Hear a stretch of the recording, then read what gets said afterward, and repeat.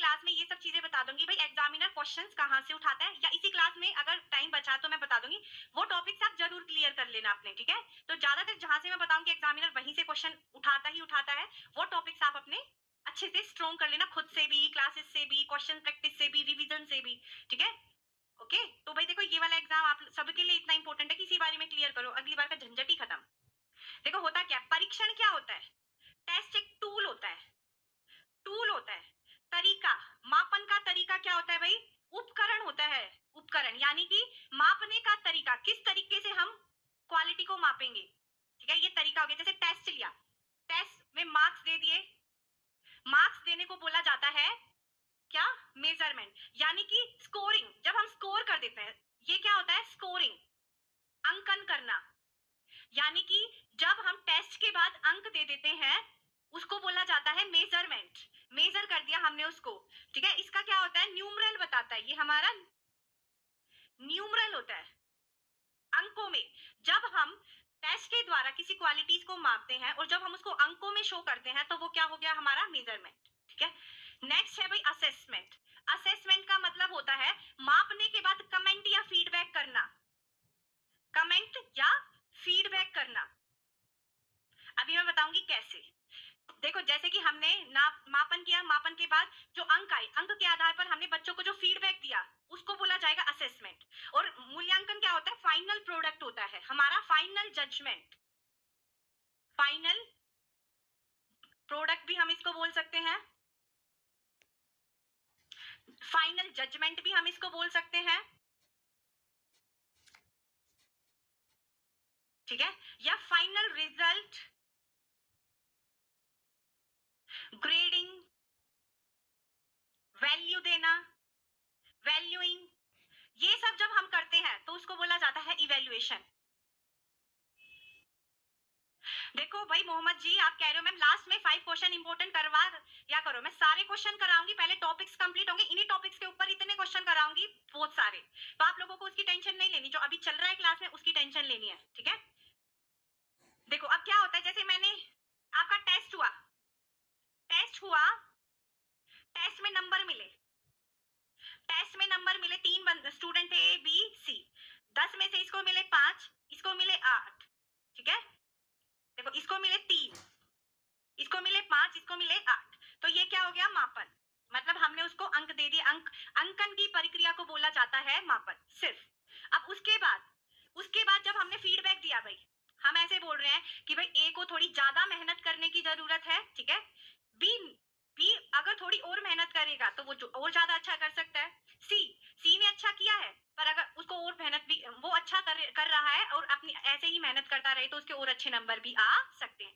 तो ये जो कमेंट हमने दिया है, उसके फीडबैक दिया है कि कैसी उसकी परफॉर्मेंस थी, उसका मतलब हमने उसको क्या किया है, असेस, ठीक है। और असेसमेंट के बाद जब हम उसको ग्रेड बताते हैं, भाई ये फर्स्ट है, ये फर्स्ट है, ये सेकंड है, ये थर्ड है, ये जो हमने ग्रेडिंग की है, ठीक है, या उसकी वैल्यू बताई है, उसको बोला है क्या, इवैल्यूएशन, मूल्यांकन।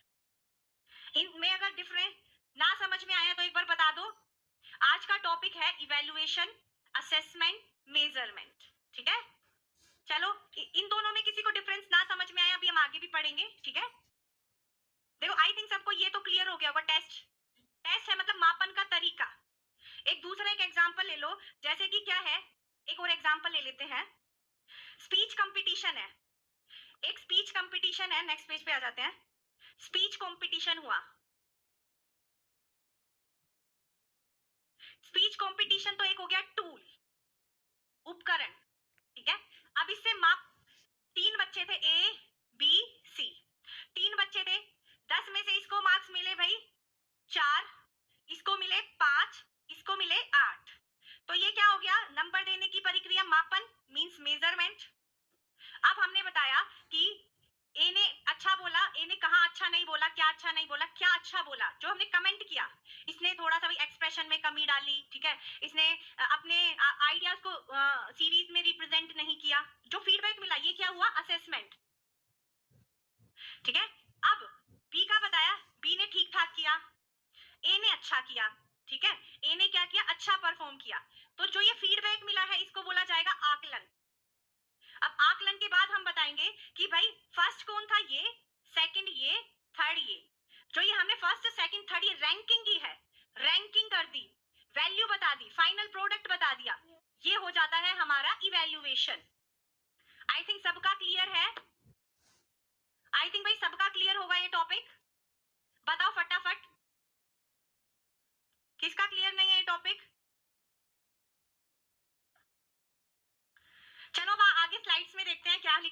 देख लेते हैं। देखो मेजरमेंट क्या होता है, अब इसकी डेफिनेशन हम एक बार पढ़ लेते हैं।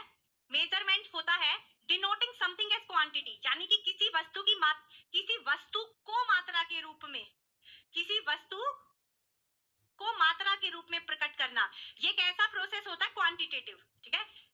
Measurement is the qualification of what student learn through the use of test, questionnaire, rating scale, checking list and other device. वो किसी भी डिवाइस से हम मेजर कर सकते हैं, प्रश्नावली से, रेटिंग स्केल से, चेकलिस्ट से, या भाई कोई भी डिवाइस, टेस्ट वगैरह, ठीक है। फर्स्ट स्टेप क्या होता है मेजरमेंट का, कि ये निर्णय लेना कि हमें क्या मापना है, किस क्वालिटी को मापना है, उसको, ठीक है, उस क्वालिटी को मापना है, ये हमें सबसे पहले डिसाइड करना पड़ता है मापन में, ठीक है। अब आओ नेक्स्ट, असेसमेंट। असेसमेंट है बच्चे के हर पक्ष की जानकारी एकत्र करना किसी परीक्षण या जांच सूची के द्वारा। बच्चे के हर पक्ष की, शैक्षिक और सह शैक्षिक पक्ष की जानकारी एकत्रित करके उस पर कमेंट और फीडबैक जो हम देते हैं उसको बोला जाता है आकलन। कर दिया हमने बच्चे का, सिर्फ एक पक्ष की नहीं, हर पक्ष की, ठीक है। अब देखो क्या है, the full range of information gathered and synthesised by teacher observe student minutely on a daily basis to assess their value and attitude, ठीक है। देखो क्या होता है, असेसमेंट डेली किया जाता है, डेली, ठीक है। असेसमेंट हम डेली करते हैं ताकि बच्चे के हर पक्ष की जानकारी टीचर के पास हो और टीचर अच्छे से माइन्यूटली बच्चे को ऑब्जर्व कर सके, असेस कर सके और फिर उसके ऊपर उसकी फीडबैक दे, ठीक है। ओके, अब देखो भाई, शिक्षार्थी के हम एटीट्यूड, वैल्यूज एंड एटीट्यूड को, वैल्यूज एंड एटीट्यूड को का आकलन रोजाना सूक्ष्म अवलोकन करना चाहिए। सूक्ष्म का मतलब होता है बहुत अच्छे तरीके से, ठीक है, यानी कि हर पक्ष को डेली ऑब्जर्व करके टीचर को जब उसका क्या करना चाहिए, फीडबैक। अब देखो भाई, मैं आप लोगों को पढ़ा रही हूँ, मैं आपकी क्लास टीचर हूँ, जैसे कि अब मैं डेली आपको देखूंगी, आपको हर एक्टिविटी को देखूंगी, इससे मुझे पता चल जाएगा भाई बच्चा कैसा है, किस क्षेत्र में अच्छा कर रहा है, किस में नहीं कर रहा है, कहाँ उसको प्रॉब्लम आ रही है। तो ये जो चीजें हम करते हैं इससे हमें क्या पता चल जाता है भाई, टीचर बच्चे को अच्छे से माप सकता है, ठीक है। एक टीचर ही, सूक्ष्म का मतलब होता है माइन्यूटली, हर पक्ष को, ठीक है। शिखा जी, आपका मुझे क्वेश्चन नहीं दिख रहा है, आपका बस ये आ रहा है कौन सी क्लास है, ईवीएस पेडागोजी की क्लास है ये। क्वेश्चन में का सेल्फ असेसमेंट का मतलब होता है जब हम अपने आप को खुद असेस करते हैं। अब देखो एग्जाम आ रखा होगा, आप लोग सोचते हो मैं अपने आप को असेस करूं, मैं किस क्षेत्र में अच्छा चल रहा हूं, किसमें नहीं। अपना आकलन खुद करना हो गया सेल्फ असेसमेंट। पीयर असेसमेंट यानी कि सहपाठी, सहपाठी आकलन, सहपाठी आकलन होता है, यानी कि देखो क्लास में एक साथ दो बच्चे बैठते हैं क्लास में, जब एक सहपाठी दूसरे सहपाठी की जांच करता है, यानी कि तू मेरा पेपर चेक कर दे, मैं तेरा, इस आकलन को बोला जाता है पीयर असेसमेंट, ठीक है। नेक्स्ट, इंडिविजुअल असेसमेंट, व्यक्तिगत, मतलब कि एक समय पर एक बच्चे का मापन करना, जैसे कि वाइवा में होता है, viva, interview, interview and viva. एक समय पर जब एक बच्चे का मापन किया जाता है, ठीक है, एक समय पर एक ही बच्चे का मापन किया जाता है। ग्रुप, जब एक समय में बहुत सारे बच्चों का मापन किया जाता है, जैसे एग्जाम होता है, एग्जाम में बहुत सारे बच्चे एक साथ एग्जाम देते हैं, उसको बोला जाता है ग्रुप असेसमेंट, ठीक है। वाइवा होते हैं, प्रैक्टिकल होते हैं, उसको बोला जाता है इंडिविजुअल असेसमेंट, ठीक है। एक बार भाई सारे बच्चे सुन लो, अभी ईवीएस पेडागोजी की क्लास चल रही है, इसके बाद मैथ्स पेडागोजी की क्लास चलेगी। ये क्वेश्चन बार बार रिपीट हो रहा है, फिर बच्चे बोल रहे हैं मैम क्वेश्चन का जवाब दो, जवाब दो, ठीक है। बिल्कुल अनुप्रिया, आपने एकदम सही बोला है, बिल्कुल। आप पेपर चेक करके नंबर बता देना, मेजरमेंट है, मेजरमेंट के बाद बच्चे की परफॉर्मेंस कैसी थी इसको बताना असेसमेंट है, ठीक है। चलो एक सिंपल वर्ड में बता देती हूँ, उपकरण से माप किस तरीके से, जैसे कोई एग्जांपल ले लो, चलो बीपी मेजर करना है, बीपी का मापन करना है, ठीक है। अब हमें क्या करना है भाई, बीपी, बीपी का एक पेशेंट आया, बीपी मशीन से हमने बीपी का मापन किया, तो वो तो हो गया, बीपी मशीन क्या हो गई, टूल। बीपी जो मापने की मशीन है उसको बोला जाएगा टूल, क्या बोला जाएगा, टूल।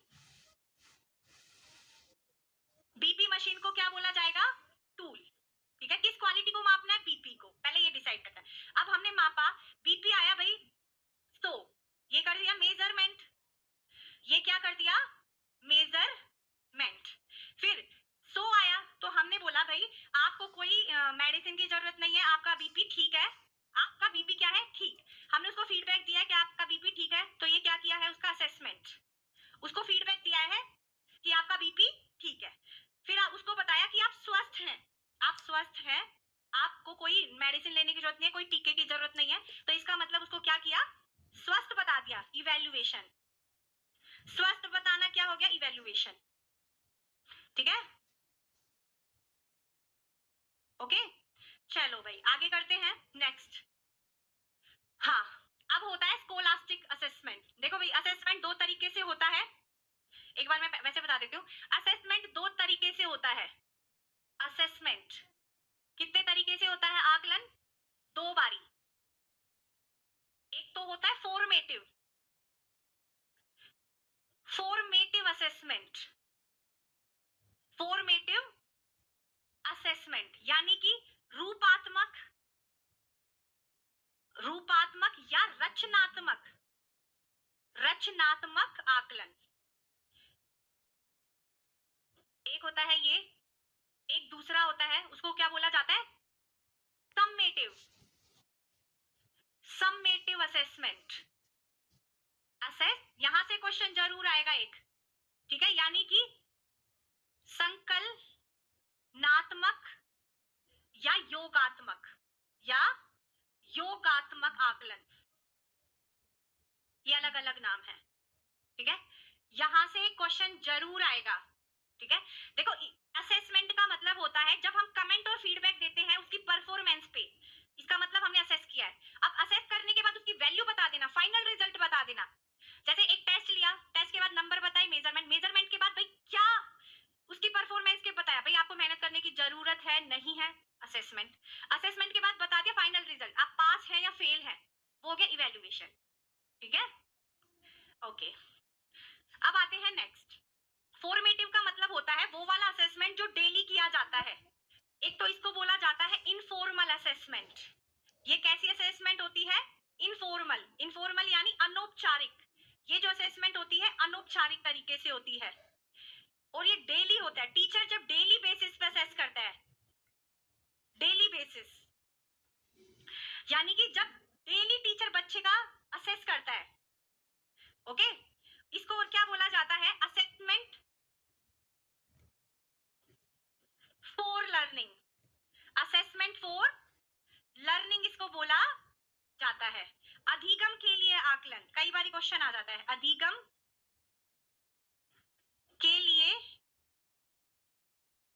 आकलन। ठीक है, जैसे कि क्विज, क्विज कंपटीशन हो गया, डिबेट हो गया, ठीक है, डिस्कशन होगी, किसी भी तरीके से, किसी भी तरीके से टीचर डेली डेली कुछ करके बच्चे की परफॉर्मेंस को असेस कर रहा है, उसको बोला जाएगा फॉर्मेटिव। ठीक है, उसको क्या बोला जाता है भाई, फॉर्मेटिव असेसमेंट। इनफॉर्मल का मतलब होता है अनौपचारिक। टीचर अनौपचारिक तरीके से जब मापन करता है बच्चे की परफॉर्मेंस को, इसको विकासात्मक बोला जाता है। क्या बोला जाता है इसको, विकासात्मक। ठीक है, इसको क्या बोला जाता है भाई, विकासात्मक। और एक इंपॉर्टेंट चीज इसमें क्या होगी, थोड़ा सा मैं रब कर देती हूँ यहां से, ये भी इंपॉर्टेंट था। इसी का निदान और उपचार किया जाता है। निदान नात्मक और उपचारात्मक किसका होता है, इसका फॉर्मेटिव का। Diagnose, diagnose and remedial teaching, remedial किसका होता है, फॉर्मेटिव का।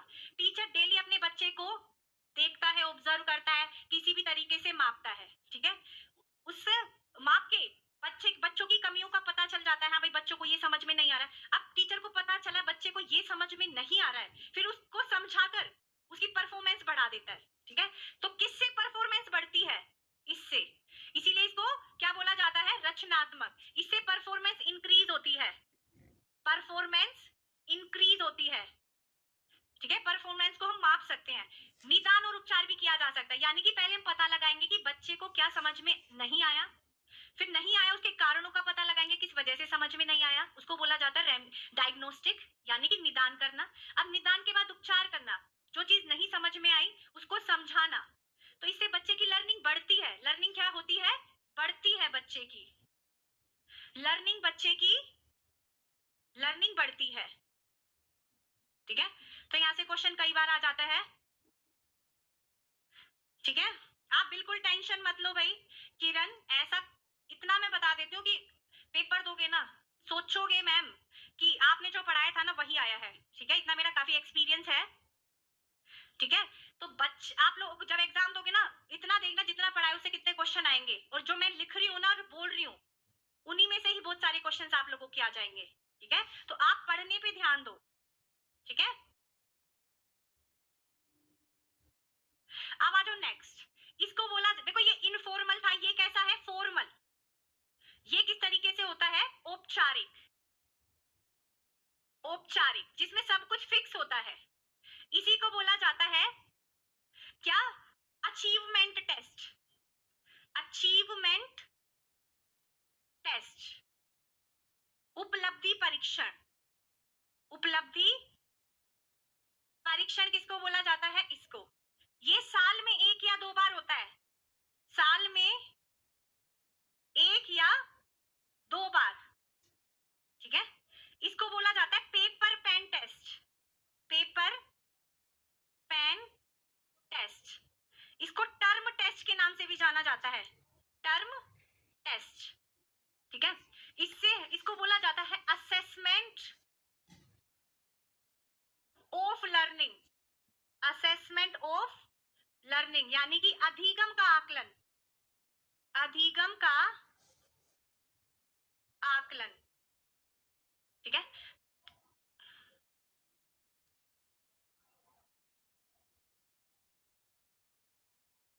श्वेता कह रही है मैम मैं दे चुकी हूँ बिना कोचिंग के, दी थी एग्जाम, 9 नंबर से रह गया था क्योंकि मेरी मॉर्निंग वाली थी, इसलिए सही बोल रहे हो, जो आप पढ़ाते हो वो आ जाता है। ठीक है, तो आप इस चीज पे ध्यान दो, अपने टीचर पे विश्वास रखो, ज्यादा एडवांस नहीं जाना है।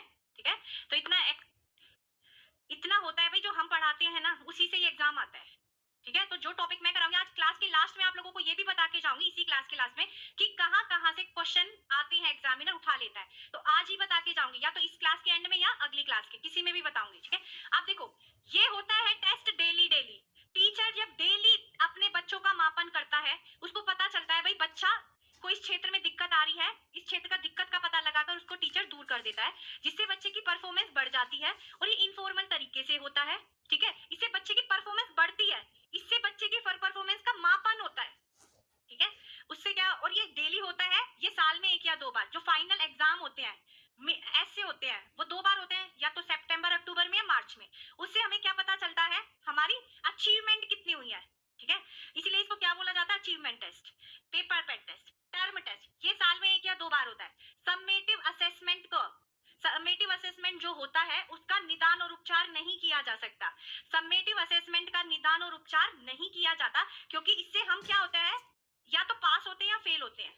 ठीक है, या तो हम क्या होते हैं, पास या फेल। इसमें हमें अपनी कमियों का पता लगाने का मौका नहीं मिलता। ठीक है, इसमें फाइनल रिजल्ट मिलता है। ठीक है, अब देखो फॉर्मल का मतलब होता है जिसमें सब कुछ पहले से फिक्स है, यानी कि पेपर का पैटर्न फिक्स, हम उसमें चेंज नहीं कर सकते। इनफॉर्मल का तरीका टीचर अपने अकॉर्डिंग कर रहा है, क्लास में अपने अकॉर्डिंग कुछ भी करवा देता है, कुछ नहीं करवाता, अपने अकॉर्डिंग जब टीचर चलता है। ठीक है, उसको बोला जाता है इनफॉर्मल। फॉर्मल तरीका है जिसमें हम अपने तरीकों को नहीं अपना सकते। हमने 2 टाइप की एजुकेशन पढ़ी थी, फॉर्मल एजुकेशन, इनफॉर्मल और नॉन फॉर्मल। फॉर्मल का जिसमें पहले से ही सब कुछ फिक्स होता है, इनफॉर्मल जिसमें कुछ भी फिक्स नहीं होता, अपने अकॉर्डिंग करते हैं। ठीक है, चलो भाई एक क्वेश्चन अब मैं पूछ लेती हूँ। वो कौन सा असेसमेंट है जिसमें हम ये पता लगा सकते हैं कि आज तक बच्चे ने क्या अचीव किया है, बच्चे की उपलब्धि क्या है आज तक की? वो कौन से टेस्ट के असेसमेंट के द्वारा पता लगाएंगे? फॉर्मल या सबमिट, फॉर्मेटिव या सबमिटिव? चलो बताओ। फॉर्मेटिव पेपर पेन नहीं होता प्रतीक जी, फॉर्मेटिव नहीं होता। ये फॉर असेसमेंट है, ये असेसमेंट फॉर लर्निंग है, ये ऑफ लर्निंग है, ये ध्यान रखना है, फॉर है वो ऑफ है। चलो भाई काफी बच्चों ने आंसर दिया है। वो कौन सा असेसमेंट है जिससे हम बच्चे का आज तक बच्चे ने क्या अचीव किया है उसका पता लगाते हैं? सिंपल सा आंसर है क्या? असेसमेंट, बच्चे की उपलब्धि का। अचीवमेंट टेस्ट कौन सा टेस्ट होता है? अचीवमेंट टेस्ट कौन सा टेस्ट होता है? बताओ बताओ भाई, अचीवमेंट टेस्ट। अचीवमेंट टेस्ट भी सम्मेटिव होता है। वो निदान और उपचार कौन से टेस्ट का असेसमेंट से किया जाता है? कौन से असेस, अब नेक्स्ट क्वेश्चन है भाई, क्वेश्चन नंबर 3 सुनो। वो कौन सा टेस्ट असेसमेंट है जिसके द्वारा हम बच्चों का निदान और उपचार करते हैं? निदान और उपचार किस प्रकार के असेसमेंट का किया जाता है? फॉर्मेटिव या सबमेटिव? फॉर्मेटिव, ठीक है। फॉर्मेटिव का निदान और उपचार किया जाता है, सबमेटिव का नहीं। सबमेटिव में हमें दोबारा उपचार का मौका नहीं मिलता, ठीक है। तो ये क्वेश्चन भी आया था, निदान और उपचार किस प्रकार का असेसमेंट है? निदान और उपचार किस प्रकार का असेसमेंट है? फॉर्मेटिव या सबमेटिव? ठीक है, बताओ निदान और उपचार किस प्रकार का असेसमेंट है? ठीक है। अब एग्जांपल से ज्यादातर पूछ लिया जाता है, क्विज क्विज हुआ है, वो फॉर्मेटिव हुआ या सबमेटिव? क्विज कंपटीशन था, वो फॉर्मेटिव असेसमेंट था या सबमेटिव? सभी ने आंसर, ऑलमोस्ट सभी ने सही दिया है, ठीक है। किस असेसमेंट के द्वारा हम बच्चे की परफॉर्मेंस को नापते हैं या मापते हैं? बताओ, किस असेसमेंट के द्वारा हम बच्चे की परफॉर्मेंस को मापते हैं? इसका आंसर बताओ। बच्चे की परफॉर्मेंस को मापना है, फॉर्मेटिव है या सबमेटिव?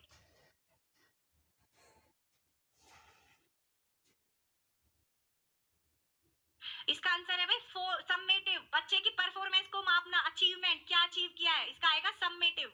कुछ बच्चों ने फॉर्मेटिव भी दिया है। किस असेसमेंट के द्वारा हम बच्चे की परफॉर्मेंस को बढ़ा सकते हैं? इसका आंसर दो। वो कौन से प्रकार का असेसमेंट है जिसके द्वारा हम बच्चे की परफॉर्मेंस को बढ़ा सकते हैं? इसका आंसर दो। वो कौन सा असेसमेंट है जिसके द्वारा हम बच्चे की परफॉर्मेंस को बढ़ाते हैं?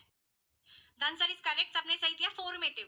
फॉर्मेटिव में क्योंकि हम अगर पता चलेगा बच्चे को ये नहीं समझ में आ रहा है तो टीचर उस कंसेप्ट को अच्छे से समझा देगा, जिससे बच्चे की क्या हो जाती है, परफॉर्मेंस बढ़ती है। वो हमेशा इंक्रीज करता है और इससे बच्चे की परफॉर्मेंस को मापा जाता है। ओके, तो आई थिंक ये डाउट सभी का क्लियर हो गया होगा।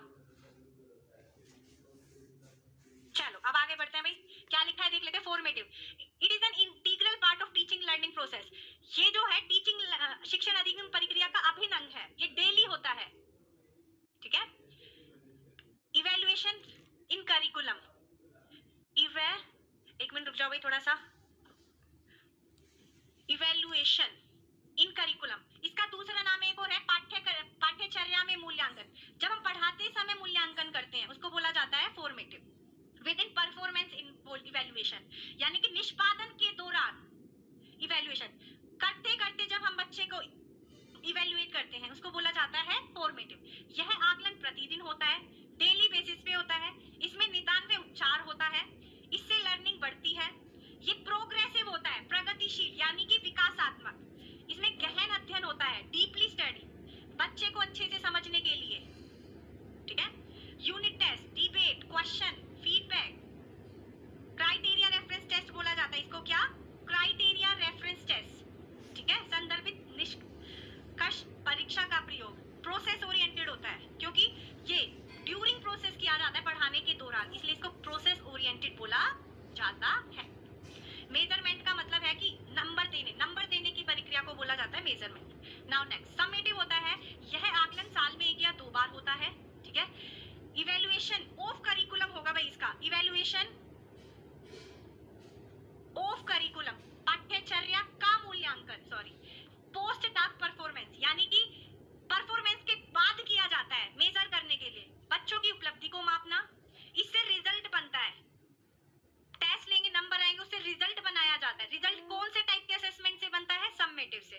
यह इसका निदानात्मक और उपचारात्मक नहीं होता, यानी कि रेमेडियल और डायग्नोस्टिक इसका नहीं होता। और ये 3 प्रकार से होता है, ओरल, रिटन एंड प्रैक्टिस।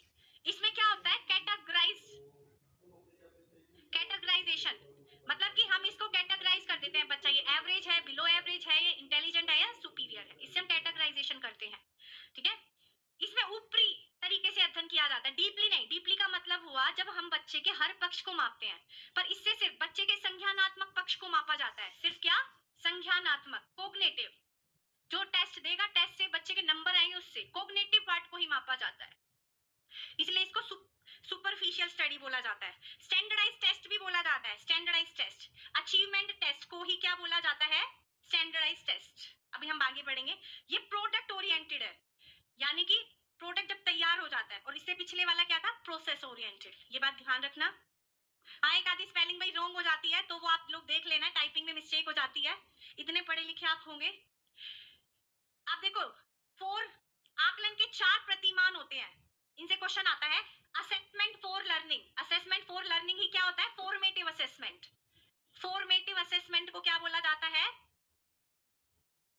ये ध्यान रखना। अधिगम के लिए आकलन। इस मॉडल में अध्यापक स्वयं बच्चों का आकलन करता है और बालक का निर्धारण करके तुरंत उपचार करता है। टीचर बच्चों को पढ़ा रहा है, किसी से क्वेश्चन पूछा एक बच्चे से, उसने उसका आंसर नहीं दिया, तो टीचर क्या करेगा? अब भाई बच्चे को नहीं समझ में आया तो टीचर पता लगाएगा क्या समझ में नहीं आया, किस वजह से समझ में नहीं आया। अब कारण जान के टीचर उस कंसेप्ट को और अच्छे से क्लैरिफाई करेगा ताकि बच्चे को वो कंसेप्ट अच्छे से समझ में आ जाए। ठीक है, तो क्या हो जाएगा? अब निदान करके टीचर क्या कर देता है? उपचार। ये गेनफुल होता है। ये कैसी लर्निंग होती है? Gainful learning. ठीक है, ये बिल्कुल सेम है फॉर्मेटिव असेसमेंट जैसा, पिछला जो हमने पढ़ा था, बताया था ना, असेसमेंट फॉर लर्निंग को फॉर्मेटिव बोला जाता है। नेक्स्ट, अब दूसरा आता है असेसमेंट एज लर्निंग। एक बार इसको देख लो, असेसमेंट एज लर्निंग होता क्या है? ठीक है, पीडीएफ मिल जाएगी भाई, सभी को पीडीएफ मिल जाएगी इसकी। ठीक है, चलो भाई नेक्स्ट करते हैं। असेसमेंट एज लर्निंग क्या होता है? अधिगम के रूप में आकलन। ये सबसे ज्यादा चाइल्ड सेंट्रिक होता है। क्या होता है? Most child centred, most child centred approach, यानी कि सबसे ज्यादा बाल केंद्रित है ये। ठीक है, यानी कि बच्चे आपस में एक दूसरे से सीखते हैं। बच्चे क्या करते हैं? आपस में सीखते हैं एक दूसरे से। जैसे कि ये सबसे ज्यादा कंस्ट्रक्टिविस्ट है, यानी बच्चे खुद सीखते हैं। अपना लर्निंग कैसे करते हैं? खुद। अभी बताऊंगी कैसे गेनफुल लर्निंग होता है। आप देखो भाई इसमें होता क्या, एक बार देख लो। असेसमेंट, एक बार समझ लो, असेसमेंट एज लर्निंग, इसमें क्या करता है? 2 प्रकार के ग्रुप बना दिए जाते हैं। ग्रुप बनाए जाते हैं on the basis of ability. Group जो बनाए जाते हैं वो किस बेस पे बनाए जाते हैं? योग्यता के आधार पर। ग्रुप किस आधार पर बनाए जाते हैं? योग्यता। ये क्वेश्चन आया था। जो ग्रुप बनाए जाते हैं वो किस आधार पर बनाए जाते हैं? योग्यता के आधार पर। बच्चे की जो योग्यता होती है उस आधार पर बच्चों का ग्रुप बना दिया जाता है। एक तो होता है हेट्रोजीनियस, विषमांगी, विषमांगी समूह। एक होता है होमोजीनियस, होमोजीनियस यानी कि समांगी, समांगी समूह। इसमें अलग अलग अलग अलग एबिलिटी के बच्चे होंगे, अलग अलग योग्यता के बच्चे होते हैं। इसमें सेम एबिलिटी के बच्चे, सेम एबिलिटी, सबकी एबिलिटी सेम होती है। यानी कि देखो, हेट्रोजीनियस ग्रुप का मतलब है एक बच्चे को प्लस नहीं आता, माइनस नहीं आता, और एक बच्चे को मल्टीप्लाई नहीं आता, एक बच्चे को डिवाइड नहीं आता। उनका एक ग्रुप बना दिया। जिसको प्लस आता है वो इन तीनों को प्लस सिखा देगा, जिसको मल्टीप्लाई आता है वो इन तीनों को मल्टीप्लाई सिखा देगा, जिसको डिवाइड आता है वो औरों को डिवाइड सिखा देगा, जिसको माइनस आता है वो औरों को माइनस सिखा देगा। यानी कि बच्चे आपस में एक दूसरे से सीखते हैं। ठीक है, आपस में एक दूसरे से बच्चे सीख लेते हैं। और ये ग्रुप ऐसा होता है जिसमें सबको या तो माइनस नहीं आता, या सबको प्लस नहीं आता, या सबको डिवाइड नहीं आता। उनके अलग अलग ग्रुप बना दिए और टीचर जा जाके समझाएगा। इसमें बच्चे किस पर डिपेंड रहेंगे? टीचर पर। और इसमें बच्चे डिपेंड रहते हैं किस पर भाई? एक दूसरे पर। तो किसमें लर्निंग बेटर होती है? लर्निंग इसमें बेटर होती है। लर्निंग बेटर इसमें होती है क्योंकि बच्चे इसमें एक दूसरे से ज्यादा सीखते हैं। अभी क्वेश्चन पूछती हूँ, बच्चे किस प्रकार के ग्रुप में ज्यादा अच्छा सीखते हैं? छोटे ग्रुप में या बड़े ग्रुप में? चलो बताओ, बच्चे कौन से ग्रुप में ज्यादा अच्छा सीखते हैं? छोटे ग्रुप में या बड़े ग्रुप में? फटाफट बताओ।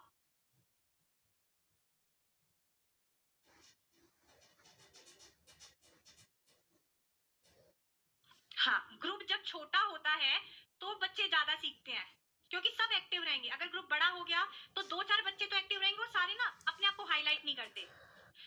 अब दूसरा क्वेश्चन, ग्रुप किस आधार पर बनाए जाते हैं? ग्रुप जो बनाए जाते हैं वो किस आधार पर बनाए जाते हैं? बताओ। ग्रुप किस आधार पर बनाए जाते हैं? योग्यता के आधार पर। किस प्रकार में बच्चा ज्यादा सीखेगा? किस प्रकार के ग्रुप में? हेट्रोजीनियस या होमोजीनियस में? बताओ। किस प्रकार के ग्रुप में बच्चा ज्यादा सीखेगा भाई? हेट्रोजीनियस में। ठीक है, अब आ जाते हैं नेक्स्ट। इसमें क्या लिखा है भाई? असेसमेंट। इसमें क्या होता है? दो प्रकार के समूह बनाए जाते हैं, हेट्रोजीनियस एंड होमोजीनियस। ठीक है, ये हमने पढ़ लिया है। Student learn with each other, एक दूसरे से सीखते हैं। Student connect their own learning, बच्चे एक दूसरे से सीखते हैं। एक्टिवली पार्टिसिपेशन ऑफ चाइल्ड, हर बच्चा एक्टिवली पार्टिसिपेट करता है। और ग्रुप जब स्मॉल होता है तो बच्चा ज्यादा अच्छा सीखता है। अब हम नेक्स्ट चलते हैं भाई। नेक्स्ट है असेसमेंट इन लर्निंग, अधिगम में आकलन। ये भी कैसा होता है? गेनफुल। ठीक है, इसमें टीचर का रोल भी 50% होता है, टीचर भी 50%, स्टूडेंट का रोल भी 50%। ये भी चाइल्ड सेंटर्ड है। ये अप्रोच भी कैसी है? आधा काम तो बच्चा करेगा, आधा टीचर। इस उपागम में बालक अपना निदान स्वयं करता है और उपचार वो टीचर से करवाता है। ठीक है, क्या होता है? अब टीचर कह देगा सिलेबस कंप्लीट होने के बाद आप खुद रिवाइज कर लो। ठीक है, जहां ना समझ में आए वो मेरे से पूछ लो, अपना रिवाइज करो सिलेबस, और जहां नहीं समझ में आ रहा तो आके मेरे से पूछ लो। यानी कि बच्चा निदान खुद करेगा, उपचार कौन करेगा? टीचर। ये कैसी अप्रोच है भाई? गेनफुल। गेनफुल का लर्निंग मतलब होता है इससे लर्निंग बढ़ती है। निदान का मीनिंग अगली क्लास में पढ़ेंगे। कौन सी क्लास में? नेक्स्ट क्लास में। ठीक है, चलो नेक्स्ट आप पढ़ते हैं असेसमेंट ऑफ लर्निंग। अभी पढ़ा था ना सम्मेटिव असेसमेंट। सम्मेटिव असेसमेंट संकलनात्मक, ये फाइनल एग्जाम होता है, इसमें मार्क्स मिलते हैं। क्लास में नहीं, एग्जामिनेशन हॉल में होता है ये। ठीक है, एग्जामिनेशन, ये क्लास में नहीं होता, एग्जामिनेशन हॉल में होता है।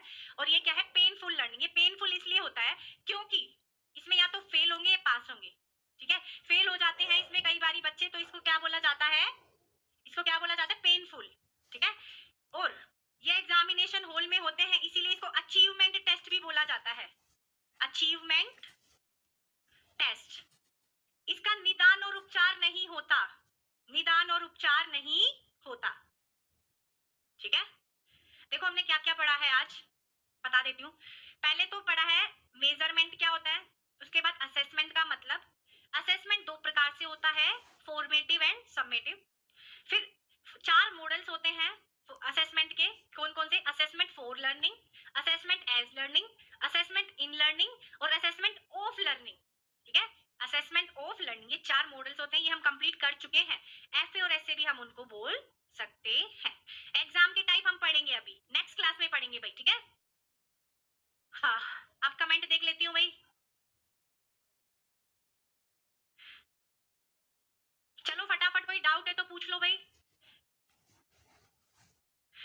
भाई सचिन, जब तक इनफ नहीं होगा, जब तक एग्जाम नहीं हो जाता। हाँ, इंपॉर्टेंट कंसेप्ट अगली जो क्लास होगी ना मैथ्स पेडागोजी की, उसके लास्ट में बताऊंगी। ग्रुप असेसमेंट वो वाला असेसमेंट होता है जिसमें बहुत सारे बच्चों को एक साथ असेस किया जाता है। ठीक है, इंडिविजुअल असेसमेंट वो असेसमेंट होता है जिसमें एक समय पर एक बच्चे को असेस किया जाता है। ठीक है, चलो भाई। गेनफुल लर्निंग का मतलब होता है जिससे लर्निंग बढ़ती है तो वो गेनफुल है। ठीक है, चलो भाई नेक्स्ट चलते हैं। अब इवैल्यूएशन पढ़ते हैं। इवैल्यूएशन का मतलब क्या है? आकलन प्लस मूल्य निर्धारण, यानी कि असेसमेंट प्लस वैल्यू जजमेंट।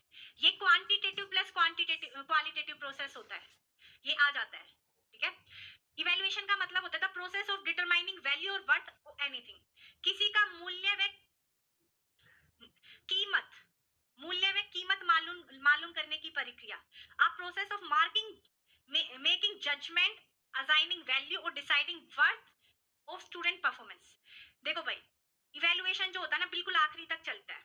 अब क्या हुआ? टेस्ट लिया, टेस्ट से नंबर आए, नंबर के बाद बताया कि भाई ये बच्चा क्या है, इसको मेहनत करने की जरूरत है, इसलिए ये थोड़ा सा और मेहनत ज्यादा करेगा तो अच्छे नंबर लेके आएगा। ये हमने असेस कर दिया। अब बता दिया उसकी ग्रेड, फर्स्ट है, सेकंड है, थर्ड है, वो क्या हो गया उसका इवैल्यूएशन। ठीक है, मूल्य निर्धारण का मतलब उसकी वर्थ बता देना, क्लास में उसकी रैंक बता देना, पहली रैंक है, दूसरी है, तीसरी है। जब रैंक बता दिया तो मतलब उसका मूल्यांकन हो गया, फाइनल रिजल्ट बता दिया। ठीक है, ओके।